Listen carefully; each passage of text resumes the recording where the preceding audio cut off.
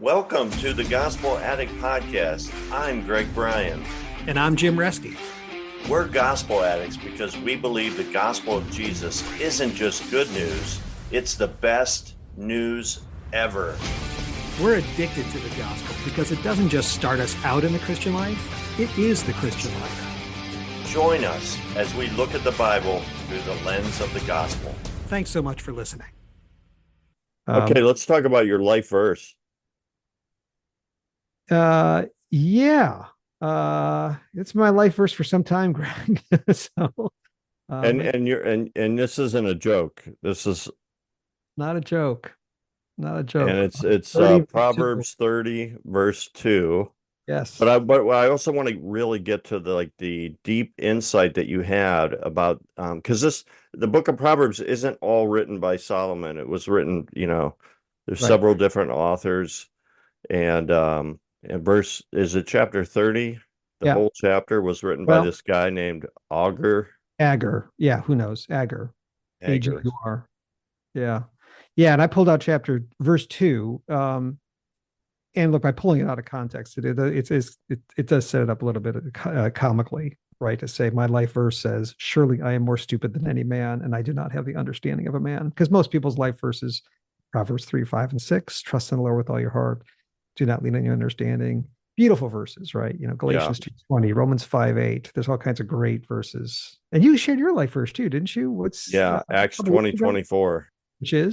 Which is, however, I consider my life worth nothing to me, if only I may finish the race and complete the task the Lord Jesus has given me, the task of testifying to the gospel of God's grace. It's basically Paul's mission statement. Oh, that's an awesome life verse. That is a great. I know, but I'm really intrigued by yours. So tell us the background of So I talked about this in the talk a little bit, and because I made career decisions that if I'd have gone a different direction would be vastly more lucrative than what I've done now. And I'm grateful for the job I have, and I'm grateful to my employer, and super grateful to my boss and to my situation. So it's not like I'm discontent. But if I had got this talk, had I stayed at the law firm I was at, the pay is off the charts. You're making, and I mentioned this in the talk, they're making like $750,000 a month every month. So it really is lifetime earnings of around like $100 million. Yeah, but you might have lost your kids, your wife. It might have cost you everything. Absolutely, and almost certainly would have. I think there may be a way for a thriving Christian to do that kind of work at that kind of level, without selling your soul. But it'd be very, very difficult. It probably wasn't me. I think that if you were vastly more talented and intelligent, you might say, I have a massive skill to be that kind of lawyer, and not have to, do like 1 or 2 all-nighters a week just to keep up with it. I mean, it was. There are the people there. Everyone there was brighter and more talented than I was. Seriously, so these are all. They're not just Harvard and Yale. They all went to like the best elite prep schools in the United States. These are like just incredible. They clerked for the Supreme Court of the United States. These are incredible people. And so to keep up with them, I'm pedaling faster, which means I'm there till midnight. I'm there all night long because I'm trying to just pedal as fast as I can, given what little I have to work with, Greg. Just to keep up with that kind of world, right? Yeah. So it might have been someone else might have been able to say, I can do this and leave the office at 6 o'clock every night or 7 o'clock and get home at dinner with my family. Maybe, probably wasn't me though. And so probably would have cost me everything. Well, let me ask you this, because this is my perspective on when you first shared this. Yeah, you shared the story that you made a career decision, and the one you turned down a job that could have made you, super wealthy or whatever. And the verse is, surely I'm more stupid than any man. I do not have the understanding of a man. Here's the way I look at it. I'm like, from a worldly perspective, that looks like you made a really stupid decision. Right. But I think this is your life verse for a different reason. And it's more of recognizing how much you need the gospel. Yeah. It doesn't really matter. The career thing is like, from a worldly perspective, that seems like a really stupid decision you made. Right. But obviously, you have no regrets about. I mean, well, you might think about that Full from time occasionally. to time, right? You might think about it The bill sometimes. to pay, you're like, oh yeah, that's But bottom line, I mean, you look at your family, you look at your children. I mean, praise the Lord. That's you right. made a wonderful choice, and Yeah, God has been blessed you in so many ways. But I still think this verse is powerful because I think it's almost like from a spiritual perspective, yeah, we have to realize what we talk about all the time. We need to understand the depth of our sinfulness. that's right. Like That's right. I am way more sinful than I ever dare believe. Yes. Well, let me tell you something that'll mask all that. Success. Yes. If Greg, if I said you are the one of the best lawyers in the United States, you're actually one of the top lawyers in the world. Have some more money. Have some more money. You if you look at the life of pop stars and music stars, you're a child phenom. You're incredible. Everyone wants your latest record. Everyone wants your recording. You're incredible. Have some more money. Have some more money. What Yeah. does it do time and time again? It's just so corrosive from the It inside. is. Rot. That's why I love that sermon by Tim Keller, The Two Greatest Tests Yeah. in Life, and Right. how success and suffering, and success is actually probably the harder test Right. because none of us really understand how we none of us we all think that we could handle incredible success, Right. but none of us really truly understand how difficult it would be. Um, Yeah. Oh, that's why I said in the thing, like, I mean, I was joking. I said, I said to my wife, God was saving me from myself. And she said, oh, I've known that all along, So, yeah. yeah, I So mean, that from a typically, gospel's perspective, do you want to say anything about this life verse? well, I want to talk about in the context. Like the context was, and I think this is, hopefully, this was what part that came across the most in the talk. 'Cause this is the most meaningful for me because this was not from Keller. This is something I was trying to tie together when the whole chapter 30, when he goes through and he says, when you read the whole verse 2 in context, and he starts by saying, the man declares, I am weary, O God. I am weary, O God, and worn out. And I just relate because that first off, in that life I was living on Wall Street, which was kill yourself for the firm. You know, sleeping there 1 or 2 nights a week, not sleeping, working around the clock, just like you just weary and worn out, pursuing, earthly riches, right? Here's a guy who's pursuing wisdom. He's pursuing wisdom and he's weary and he's worn out and he's reached the end of his rope. And this is what I was trying to really bring this out, how he's like, I'm trying to become wise. And the more wiser I get, the more I realize what a fool I really am. He's the one cringing, his cringe moments in the shower, thinking, well, I spent my whole life trying to pursue wisdom. And I said that stupid thing to that person yesterday. You're still feeling like that. And that's why he's wise enough to be writing a chapter of Proverbs. So he's probably wiser than any of us, right? And he's No. called the Oracle. And I'm so weary from pursuing wisdom. I'm worn out. And then he says, I'm so stupid. Surely I'm more stupid. Who writes a verse like that? This is massive self-awareness. It's so touching. It's so poignant. It's so beautiful. And then, if you wonder, well, why he maybe he's talking in a general sense, he's just feeling stupid or dumb. Like, no, verse 3 says, I have not learned wisdom, nor have I knowledge of the Holy One. Feeling like my whole life endeavor was pursuing wisdom, and I'm an idiot. Isn't it interesting that this is put in Proverbs 32? Yes, yeah, It's like you've read all the chapters right. previous, and it's Here you like, go. Knock yourself out. yeah. And then Right. you get there, and then you're like, Here's how. Right. Here's the yeah, aggregate. Right. Exactly. it's He's kind looking of like the end game. it kind of sneaks up on you, Right. and it's like, yeah. I mean, this is one of those like aha moments, like, golly, you think this chapter would be at the beginning of the book of Proverbs? Right. And No, no. but it's at the end for a reason because we think that we actually can think that we are getting wisdom and Right. attaining it, And then you're a fool. but then And then if you think, and this is, I think, and I think this is out even non-Christian literature. People talk this way. If you think you're really wise, you're a fool. You're just a fool. Because if you really had wisdom, you'd realize you don't have any at all. I mean, it's a little bit of a paradox, but I yeah, think people, even outside the faith, have recognized that. So I think, but that's what he's coming to. I have not learned wisdom. And then these who questions, where he starts looking for a person.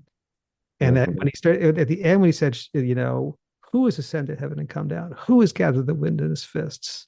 What is his name and what is his son's name? Surely you know. It made me think of Nicodemus, yeah, and like because I thought people look at this and I try to bring this out in the talk. No, I don't know. Agar, I don't know. What do you mean? Who's his name? What's his son? They would know. They would have said, why didn't you write another verse after that to tell me? Because I don't. You're talking. He's clearly he's at the end of his rope and he's longing for a person. He Yeah. wants a person as a solution. And he says, oh, sure, come on, you know. And everyone would say, I don't. And that's what Nicodemus was saying. Jesus says, you must be born again. Surely, Nicodemus, you know what I'm talking about. No, no, I don't. I don't know. You know, and that's what Jesus has to say explicitly, linking right to the Agar. Jesus gives this random verse that's thrown in the conversation with Nicodemus that says, by the way, no one has ascended in heaven or come down except the Son of Man, except me. Like, boom. It's tremendous. He's just channeling right to Proverbs 30, verse 4. And I wonder if Nicodemus would have said, oh my gosh, I've not learned wisdom. Surely I'm more stupid than any man. I Yeah. thought I thought it was a teacher of the law. Jesus even said, you're a teacher of the law. You don't know these things. So Jesus is helping him along and is accelerating his journey. Nicodemus Right. said, gosh, surely I'm more stupid. I don't have the wisdom of man, but you're the one. You're the one. And then you think about Paul, and I don't know if I brought this out enough, Greg, in the talk, because the parallel, Paul is trying to reach the end of moral righteousness. He's climbing the hill of moral righteousness in Romans 7. And he's realizing, I can't do it. I can't do it. I'm trying to be so morally pure. And the things I don't want to do, those are the things I do. The things I do want to do, I don't do those things. Yeah. He gets to the end of his moral rope and he says, who will deliver me from this body of death? Who? That's the who question. And I hope I'm not reaching for too much, because it just, for me, that struck me as the parallel to this, where Paul, just as Paul was reaching for the end, reached the end of his moral rope, Agar reached the end of his wisdom rope. Agar wisdom is one of the people that was striving for it and got to the end. And look, most of us don't strive that hard for righteousness. We try, we dabble in it. We don't try that hard for wisdom. We think about it a little bit, but when you people who really, really, really got to the end of it and really pushed it, like Paul, who really was morally righteous, and he said, surely I'm more immoral than any man. That's what Paul was saying. Like, surely I've not learned the morality of the world. I'm the chief of sinners, Paul said. Paul would have echoed exactly Agar's words, but in a moral context, not a wisdom context. He would have said, I am more immoral than any man. I'm the chief of sinners. And who is going to deliver me from this body of death? And then Romans 8:1, there's therefore now no condemnation for those who are in Christ Jesus. We said before in the podcast, it's the juxtaposition of the end of Romans 7 and the beginning of Romans 8 that is one of those tremendous twists and turns in the Bible. Just, who will deliver me? Yeah. Right.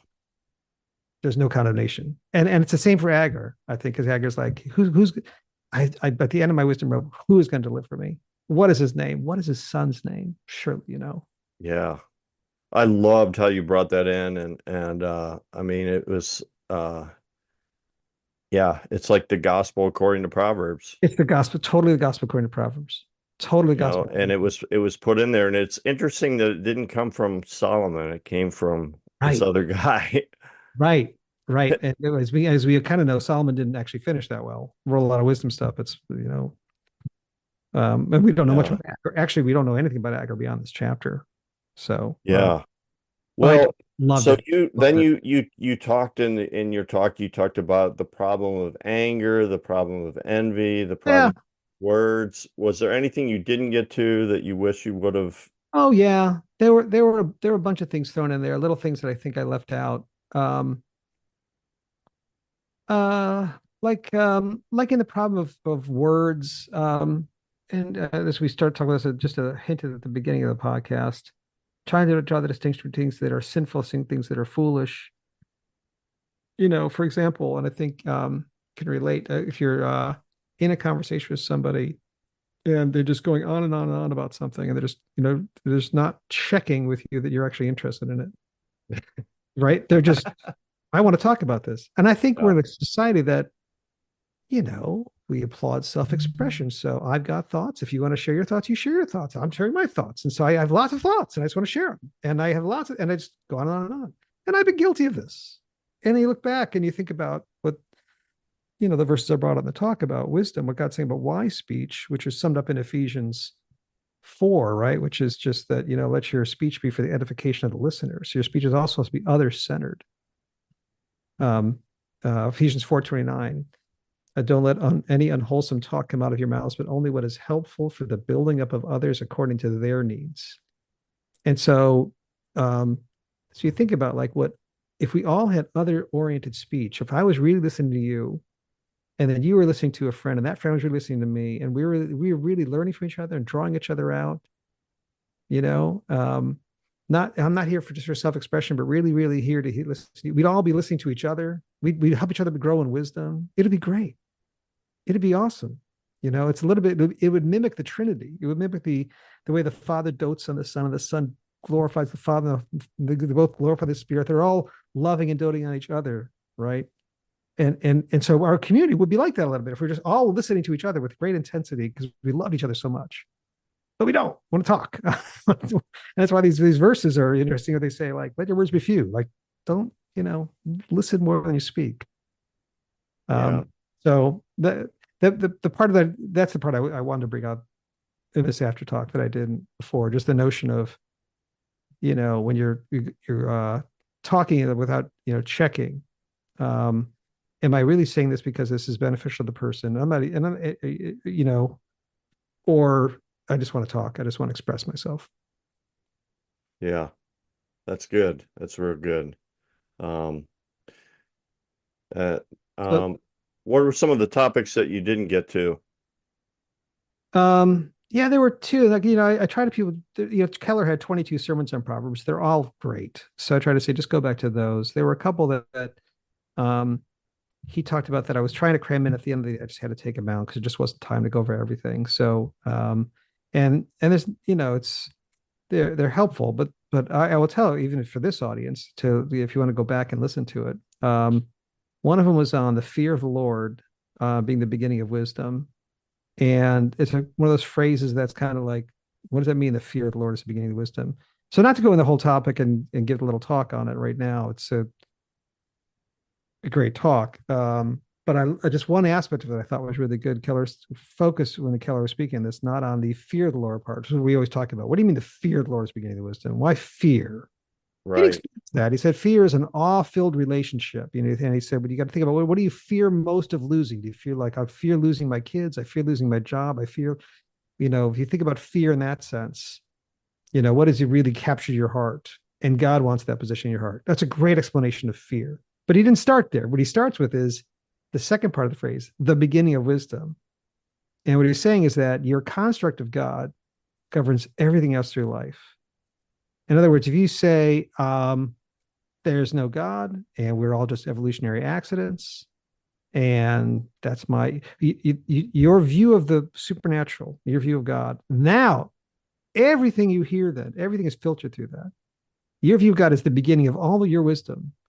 So if you start thinking that's your starting point, and I give you great arguments for God, like you just dismiss them. No, I don't have to believe that. I don't have to believe that. Right. So the fear of the Lord is the beginning of the wisdom because the lack of the fear of the Lord is the starting point for your wisdom, your earthly wisdom. You just say, it becomes this filtering mechanism, becomes this schema or paradigm through which you hear all the wisdom of the Lord, all the wisdom of the gospel, and you say, nope, you can scoff it away, right? It's all foolishness. Just scoff it away. So I love that from Keller's talk. And there's way more to it than that, but that part of the talk I thought was really intriguing. That's good. That's really good. Well, oh wait, if I could. Yeah, what else? Crushed in Spirit. He's got a talk on Crushed in Spirit. Crushed in Spirit. Yeah, it's really good. It's really good. And I highly recommend it. I think the title's called Crushed in Spirit. It's on the list of 22 I've got in there. But give us some of the summary or highlights from that one. Talking about being down. And I don't think we talk about that much in the Christian world. We talk about your faith. We talk about obedience. We talk about sanctification, growing in Christ, walking in the Spirit. We talk about all kinds of stuff. How about just feeling bad? And there have been times I don't know if I think it's part of the human condition. I just, go through just a certain time or you wake up or sometimes you just feel bad. You feel down. And Proverbs is in touch with that reality. And I love that the Bible's in touch with that reality. And I love that The Bible doesn't say, oh, just, stiff upper lip, put that aside. Think about Jesus and be filled with joy. And, you know, it's in touch with that. Keller goes through great pains, actually. This is a really good sermon, especially if you're on the edge of belief, because he says the Bible's view of reality is way more nuanced than any approach the world has. If the approach the world has, they might take a psychological approach.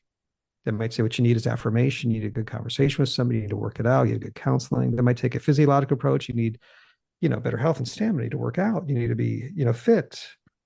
He said, but I guarantee any self-help book you go to anywhere is it's reductionistic. It's simple. It's not nuanced. The Bible understands all those things. So I'll give you one example. He didn't mention this in the sermon. He mentioned this in some other sermon. So that's where I got it. But one of my favorite examples. Sometimes God knows that what you need is just a good meal.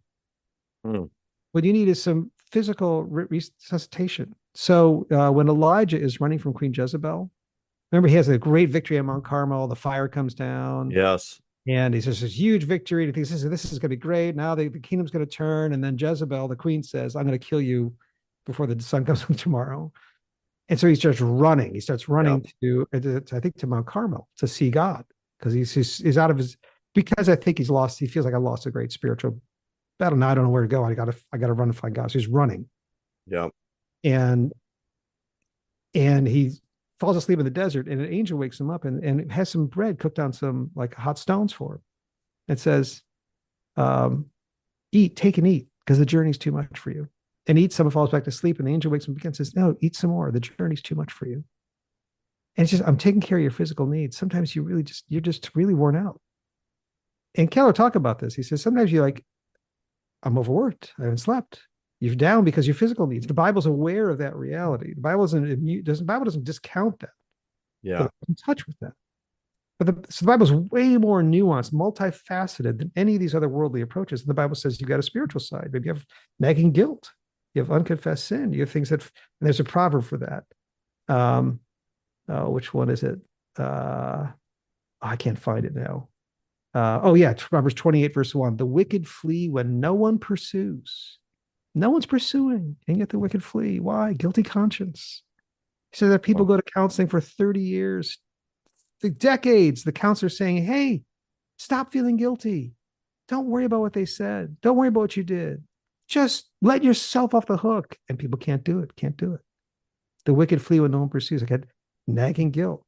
But then there's sociological elements too the Bible's in touch with, about society, how society should be run, and justice in society. And he says sometimes, yes, I've got those things together, but then I'm living in a society that's corrupt. And so the Bible's so multifaceted with being crushed in spirit. And it's such a great sermon. Keller brings it out. The conclusion he comes to is a really fascinating. And I just didn't have time to bring this up in the talk.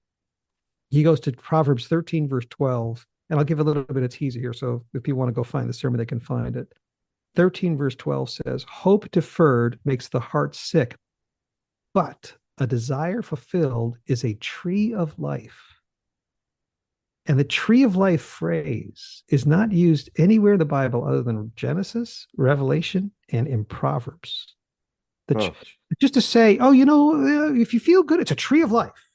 It's not common in the Bible. It's just in the Genesis, in Revelation, and a couple times in Proverbs. This is one of them. And Keller really goes off on that. And he says, basically, the tree of life represents the ultimate fulfillment of all your desires. If you wanted this kind of joy, it's the ultimate joy. It's everything we long for. And we had it as a race, and we lost it. Lost it forever. And so the tree represents this longing for what we had that's gone forever. And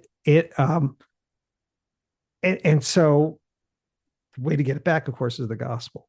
The way to get it back is the gospel. And he talks about how in the gospels, the cross is sometimes not just referred to a cross, it's referred to as a tree, which is a little odd because the cross is like, might be human beings formed in the cross, but it's not a tree. But Jesus was crucified on a tree, and he hung on a tree.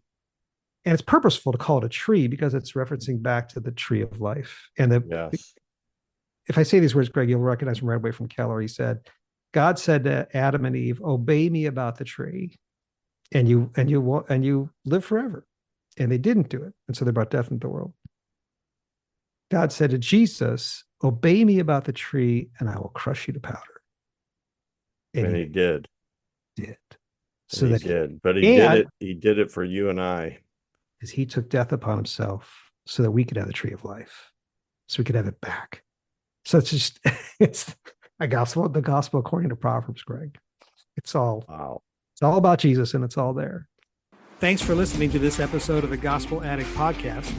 Feel free to contact us via email at gospeladdictpodcast@gmail.com.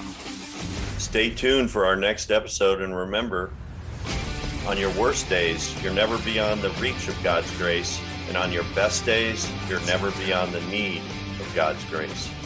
See you next time.